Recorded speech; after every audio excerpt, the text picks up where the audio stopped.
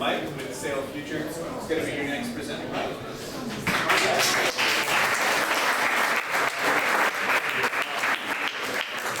Stand up.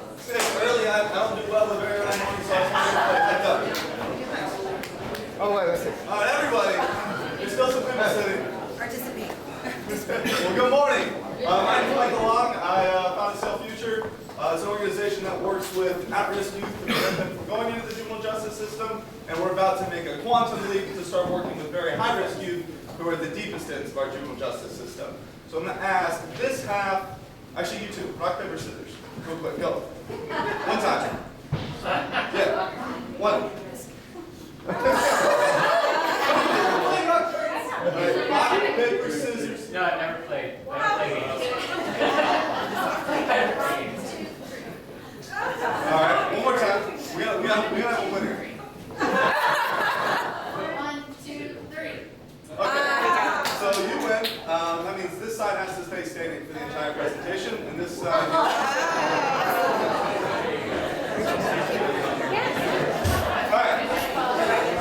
That's fine. So the reason I asked you guys to stand is because I really wanted to point something out that's very important.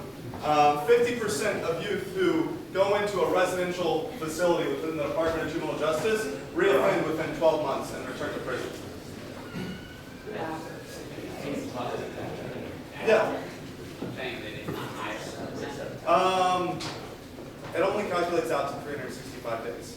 So you're not looking at youth who have offenses after their 370th day or 16 months out or 2 years out. But this is still a pretty egregious number. 50% of kids who are going into the juvenile justice system reoffend and return to the system within a year. It's not a good statistic. It's not okay, and there's plenty that we can do about it. We don't have to accept this as the status quo. Sometimes data and statistics can not have a whole lot of meaning. So I wanted to bring some real life experience into this presentation with some very real blurry pictures. These are all people who I was incarcerated with, that I spent time in residential programs with. All very real people who make up that 50% statistic. There's only 6, but there's at least 5,000 kids at any given point in time right now in residential confinement, and about 80,000 kids in the rest of the juvenile justice system, just in the state of Florida. Again, we all spent time together, we grew up together, we spent time at people's houses. All of these lives could have been saved. There are only 3 here who made it out and who are doing somewhat decent today. The only one with a college degree, John Conley, was fortunate after spending 2 years in prison. He's a success story. He's one of the few that did make it out and do okay. He's working as a mechanical tech as a high school diploma. Same with Ace Masadi. Working at a restaurant as a high school diploma. But these are our success stories. And all of these kids have the potential to be entrepreneurs just like everyone else in this room. They have the potential to go and pursue their dreams if we give them the opportunity to have retribution for the crimes that they committed. Brandy overdosed and died at 16 shortly after she left the program. Sean is spending life in prison. After he left the program, he committed murder. Raheem is paralyzed from the waist down. He was an active gang member in Sarasota. And just a couple months ago, the first time I gave this presentation, I looked it up. Probably about 2 weeks before I gave that presentation, I found a news article saying where he'd been shot. So this is not okay. This is really not okay. 50% is not an acceptable number. And juvenile justice really gets no attention. It's not a sexy issue. People think, okay, well, the state's going to take care of it. And there's no innovation coming into the system. People simply don't understand or don't care that we have such horrible situations for kids. Yes, they've made mistakes, but it's not acceptable for us to just say, well, we'll lock them away and continue to not think about them.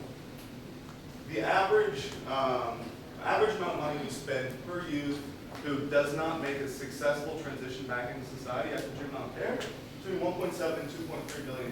Those are external costs to society that are covered by taxpayers. There's a strong personal argument to this.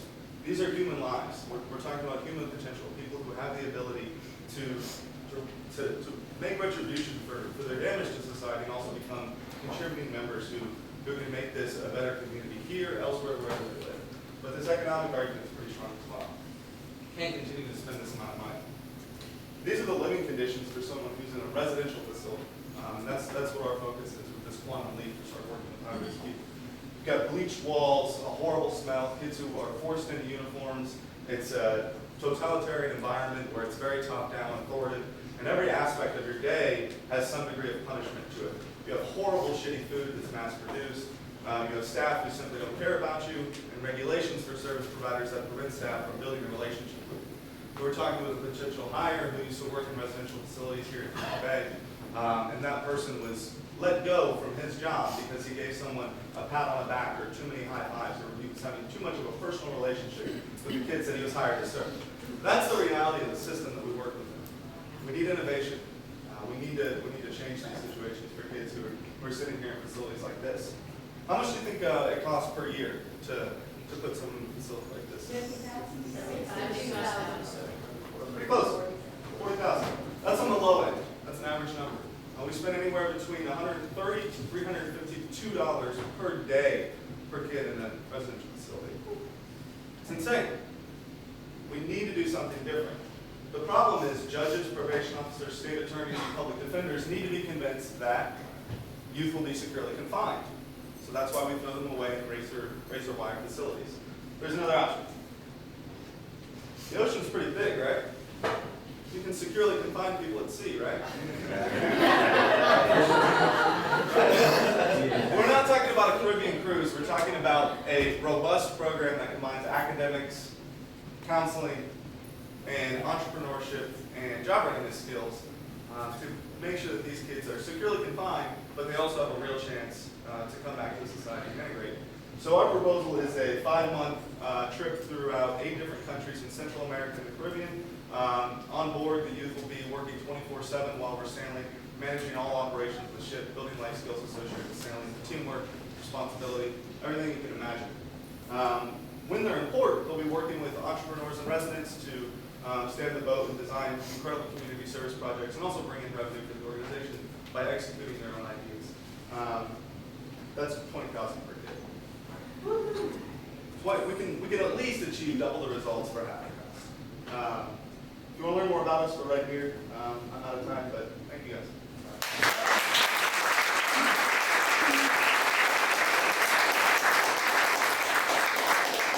So have you had a trip, a 4-month trip, successfully?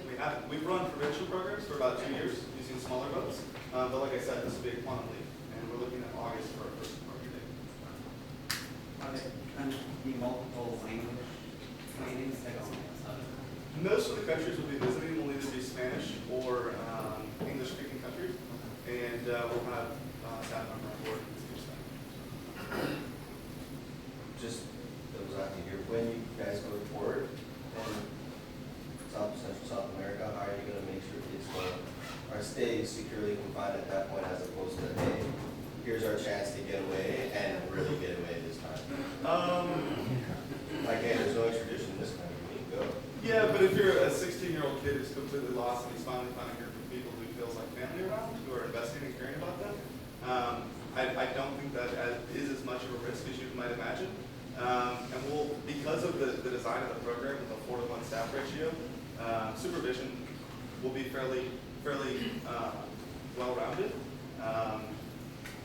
And just imagine if you're a kid who's really tough, what are you going to do in Jamaica where you go no? And you're not going back to anything. All you have to do is complete this program for those 5 months, and you're free and clear. You're not on probation when you get home. But if you don't complete the program, if you run away or anything happens, we have to send you home. You're looking at a 1 to 2 year long residential placement. What are the criminal backgrounds of these kids, and are any of them violent offenders? Yes. Many of them are violent offenders. That doesn't mean they're horrible people. Not that they are. No. But I'm saying, what's in place to prevent the safety not only of the staff and the captain and crew of the boat, but for other people on the boat? A very aggressive screening process. Okay. So to be eligible for the program, you can't have a sexual offender background. You have to be physically able to be on the boat. You have to not have had a diagnosed mental health illness. It's in levels. As long as they're lower than 1, they'll be fine for our program. And they can't have a developmental disability. As far as violent offenses, gun charges, what have you, we'll sit down and speak with youth detention managers, probation officers, and judges to really make a decision of whether or not we think the person's the right fit for the boat, and obviously their safety in a group is an important consideration. Where does the initial funding come from for this program? We'll be privately funded for the first 2 years, and then the Department of Juvenile Justice will pick up the bill once we can remove troop outcomes. Okay, my first question is, where would the kids stay as you're on seat? And exactly like, what about if something happens while they're out on seat, like liability? What do you mean by something happening? Say like there's a sea storm or something. Sure.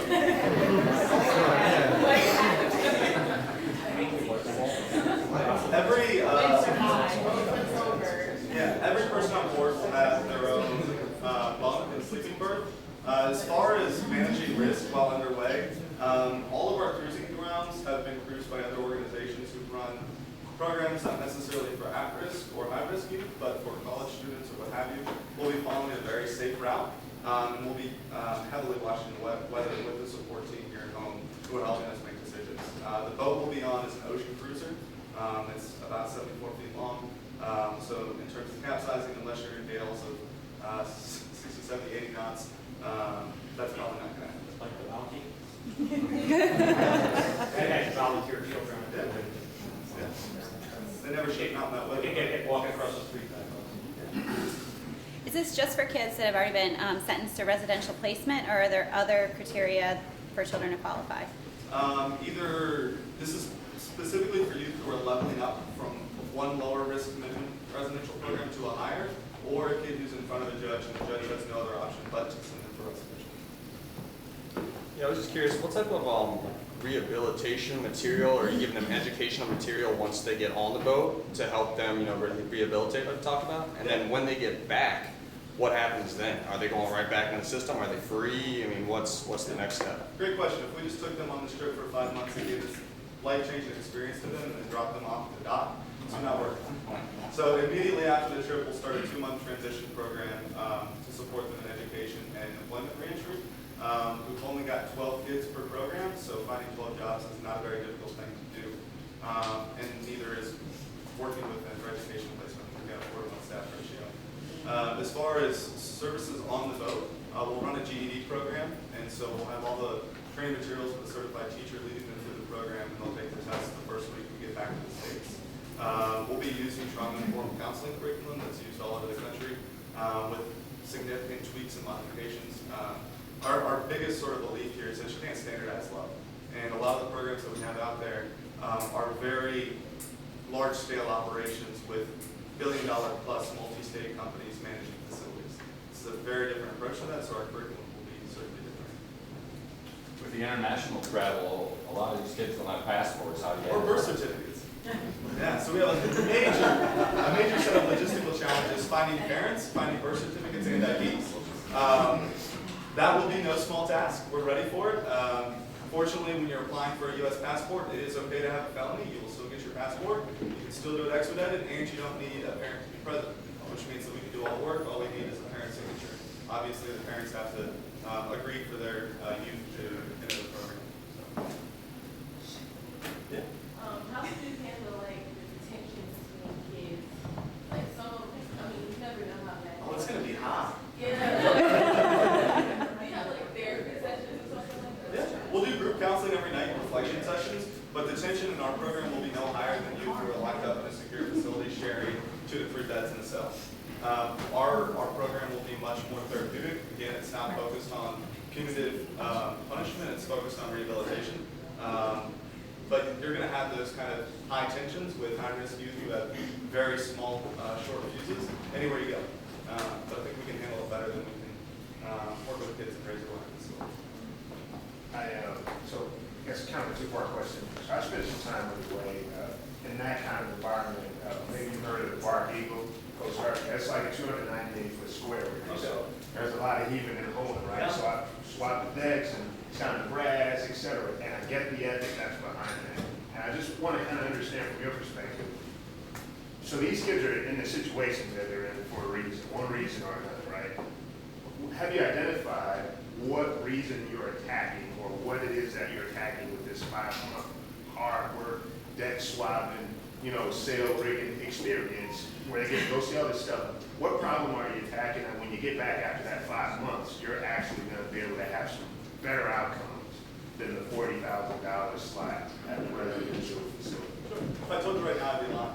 Our premise is that we're tackling the individual problems of each of our students. And so one youth challenge will be completely different than another. Maybe the root of their behavior is an abusive relationship with a father who came home and beat them every day after school. Maybe they were in the child welfare system and they never had any support growing up. The problems that have driven our youth to behave the way they have are going to be all very different and individual to each student. And so making sure that all of our staff understand that and operate from that lens is the best that we can do. So how do you intend to use the structure of your program and everything that's in it in that 5-month period to address that myriad, that large array of issues that you just talked about? What's in your program that's going to attack those things when they get back? There are some similarities between all the youth who are in the system. They're typically very defiant, anti-authority. They prefer experiential over academic style learning. So we can make some general assumptions about their personality traits and implement those assumptions into our curriculum design. So for example, rather than the only sort of academic or scholarly type learning program that we will have on board is getting their GED. And much of that will be based on the assumption that, look, you have to have at least some baseline credential to create some pathways for opportunity when you get out. But things like, entrepreneurship projects. When we go and get into Haiti and we're partnered with a community organization, probably a school there, and who says, hey, we've got this really big problem. We have this facility that's dilapidated. We have all these new kids coming in. The school down the road closed. We don't know what to do. Can you help us? Well, I'm not going to go and set an agenda and say for the next 7 days we're going to go fix this school. We're going to go get these supplies, these supplies, and these supplies. We're going to take Lamar and John and Sam and I'm like, all right, you're the project leader. Work as a team. Figure this out. Here's a budget and project. We'll provide supervision guidance to make sure it gets done, but we'll be taking into account their strengths. And that's a very, very different foundational assumption than any of the program. You just mentioned this wonderful concept of doing volunteer work in a community and a call. What is your plan for developing those connections, getting your foot in the door in different countries? I know sometimes I lead a nonprofit organization and sometimes volunteering is great, but it really is developing a whole other program and training your volunteers, and it takes a lot of work on behalf of the nonprofit as well. Yes. So how are you going to find in a short amount of time with different cultures and different countries, those programs, who's doing that for your organization to make sure that they are available? Yeah. We'll have a full-time service and entrepreneurship director who's managing those partnerships, but one of our initial early funders is the International Youth Foundation, who runs training programs in every country that we'll be visiting. So they've worked with over 1,000 either civic organizations or social entrepreneurs throughout this area, and they're a part of our network because they're all from a similar funder, so we'll have access to work with them. So partnership development and management will be difficult, and organizations are going to have their own specific needs and want better relationships. So just being very clear about what our purpose is and how it fits into their overall mission will be really important.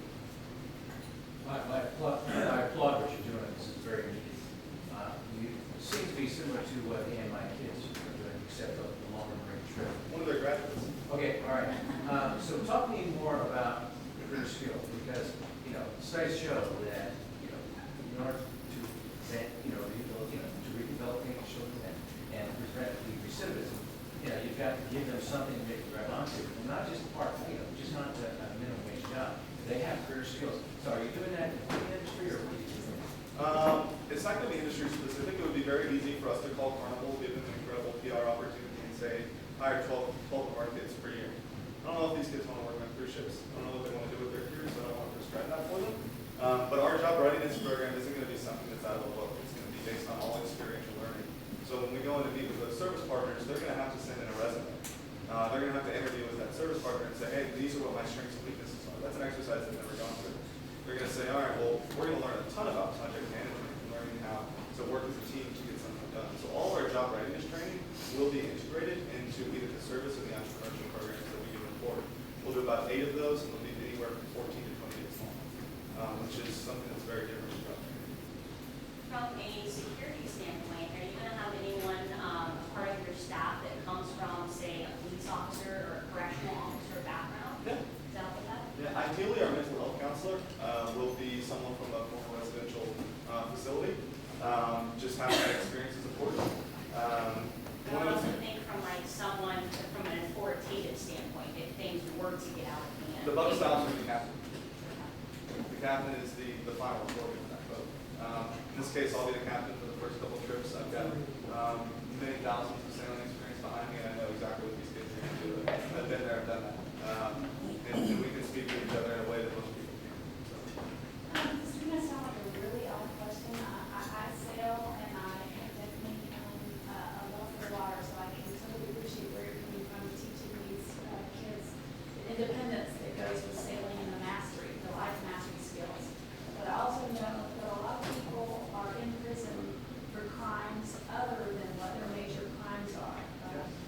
And I so don't want to butt in, but I just would like to make a suggestion perhaps. If you could get like some type of private investigator to donate some skills for free to help you before you take your first trip on the water with these kids for 4, 5, or 6 months. And just trust your gut instinct about looking into if you think that there's perhaps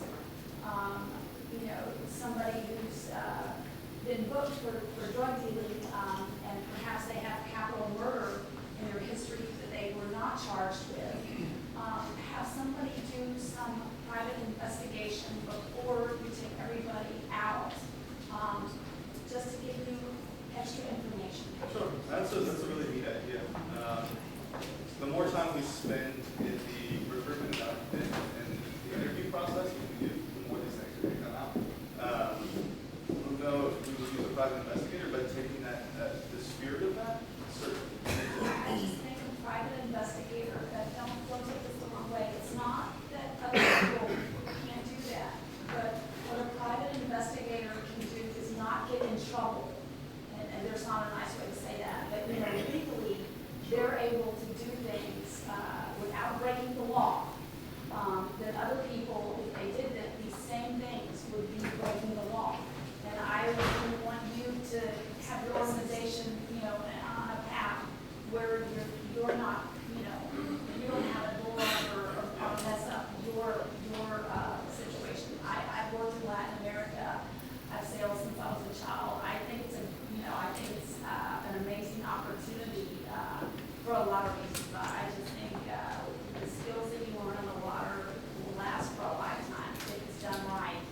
But I just do think that enough people go to prison for one crime when what they really have are some more serious crimes that were never charged. You're absolutely right.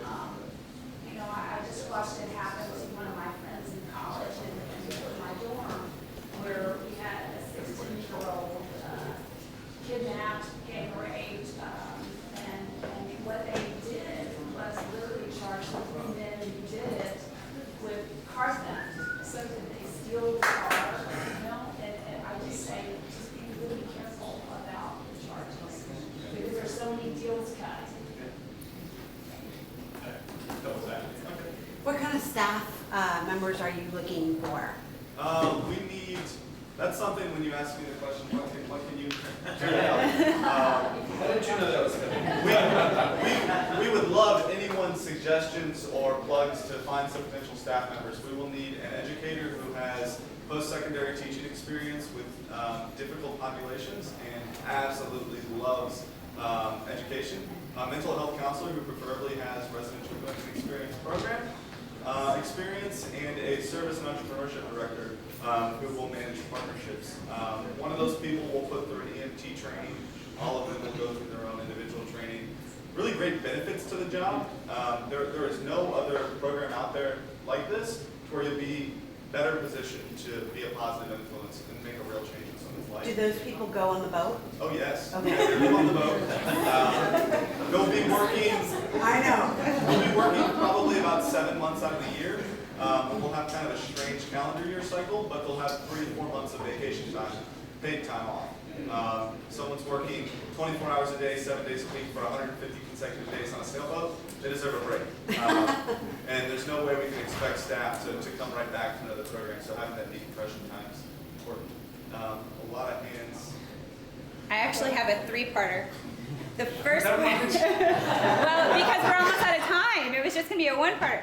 First part is how do you plan to scale? The second part is there are a lot of at-risk youth kids that just haven't been caught yet, but they're from families that they're sneaking out, they're failing school, they're skipping school, they're doing drugs, they just haven't been caught yet. So do you ever plan to scale into that arena to where you can reach those kids with parents that are interested in doing this?